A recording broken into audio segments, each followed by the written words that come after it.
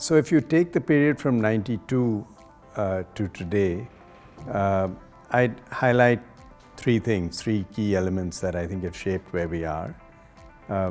One was the willingness to connect ourselves with the world and move away from a pure import substitution economy. The second big shift was the necessity of creating new institutions. And I think the third big shift was the first stirrings within India that you could build an entrepreneurial class for a country that had got used to a form of socialism, that it was going to be okay once again to have business as an acceptable, not just acceptable, but maybe even over time, an aspirational career. To me, what has been encouraging is that while there may have been a temporary backlash, if you like, from that, our system has been quite wise in quickly re-establishing equilibrium, because the ultimate benefit of the development of our markets is essential for the development of our economy and the well-being of the entire country. There were real achievements happening, which is that markets were being deepened, participation was increasing, cost of capital was going down because you had more liquidity. The first signs of technology investment to make market infrastructure develop were happening. And as I had said earlier, regulatory capacity was being built. So all of this was also happening in a very positive sense.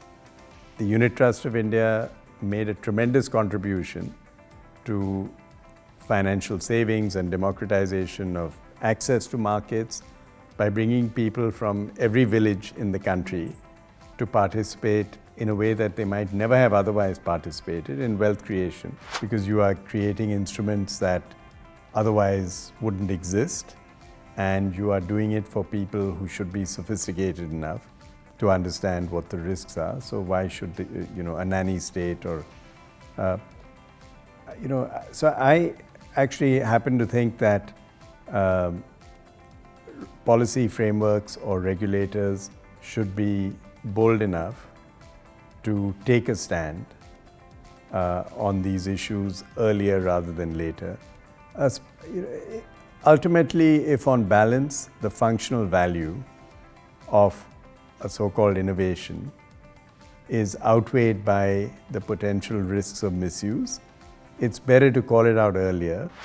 I think it's vastly improved. I think, first of all, the quality of our institutions, and I would really call out it's technology, it's operations, but it's also just general execution ability is eons ahead of where we were 2.5 decades ago. The second is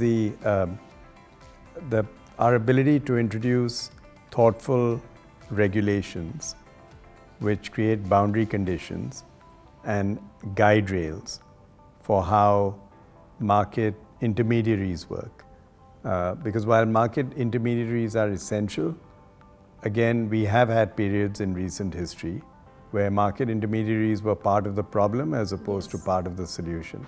So underlying the successful development of our markets is indeed the process of reform, which enabled the re-emergence and so-called animal spirits of an entrepreneurial class in India that was able to set about building great businesses. So the cost of capital has come down for Indian entrepreneurs, which again in turn has helped fuel growth in the economy. Now, interest rates, monetary policy, etc., are an aspect of that, but they are not, to my mind, a primary driver. They're more like a regulator on an engine.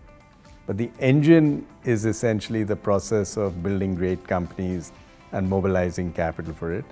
The regulators around interest rates, liquidity, currency rates, and so on are what also have to be managed. We've seen increased participation through institutionalized platforms like asset management and insurance. We've also seen increased participation through direct trading, and both have grown, and that means you've clearly got much more access. I think In India, it has been a very positive force because, on the one hand, there was a willingness to identify and back sectors which, until that point in time, had not received institutional support.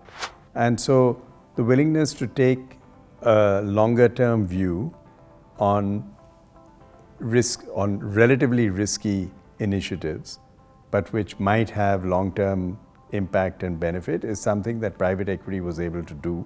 The question of disclosure is a very important one as part of the overall thrust on corporate governance.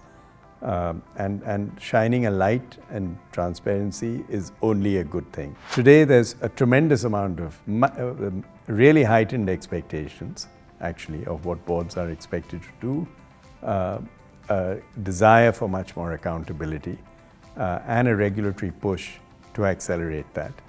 So again, when I talk to people who are board members, in the old days where it was just a tick that they were part of a club, today there's a sense of, I would say in some cases, concern, but that's a good sign because it's a serious job and you should be concerned if you take the responsibility.